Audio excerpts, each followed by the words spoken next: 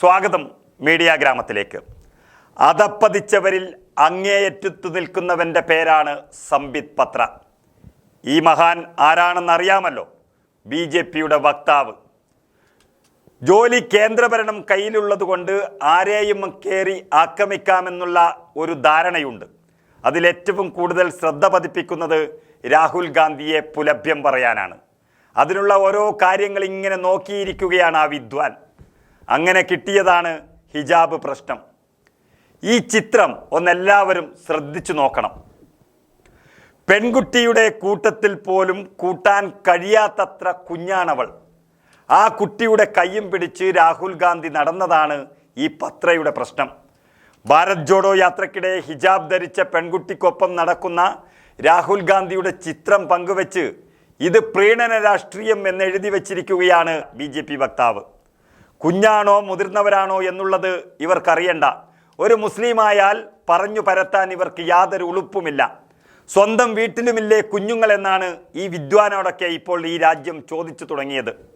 BJP വക്താവ് എന്ന പേരിൽ വായിൽ തോന്നുന്നത് വിളിച്ചു പറയുന്ന സംബിത് പത്ര എന്ന നേതാവിനെ തന്നെ വക്താവാക്കി വെച്ചിരിക്കുന്ന BJPയുടെ ഗതികേട് ഒന്നാലോചിക്കണം. ഹിജാബ് ധരിച്ച പെൺകുട്ടിക്കൊപ്പം നടക്കുന്ന രാഹുൽ ഗാന്ധിയുടെ ചിത്രം പങ്കുവെക്കുകയും കൂടാതെ ഇതിനൊപ്പം മതത്തിൻ്റെ അടിസ്ഥാനത്തിൽ വോട്ടുകൾ കണക്കിലെടുക്കുമ്പോൾ അതിനെ പ്രീണനം എന്ന് വിളിക്കുന്നു എന്ന അടിക്കുറിപ്പോടെ ട്വിറ്ററിൽ നൽകിയ സംബിത് പത്രയെ അടിച്ചൊതുക്കിയിട്ടുണ്ട് ട്വിറ്ററിൻ്റെ രാജാവ് ശശി തരൂർ MP. രാഹുൽ ഗാന്ധിയുടെ പ്രവൃത്തി ഒരു കുട്ടിയോട് കാണിക്കുന്ന ഏറ്റവും മികച്ച മാന്യത മാത്രമാണെന്ന് പറഞ്ഞ ശശി തരൂർ ഇതിലും തരം താഴാൻ ഒരു BJP വക്താവിന് സാധിക്കുമോ എന്നും ചോദിച്ചു. അവൾ ഒരു ചെറിയ കുഞ്ഞാണ്.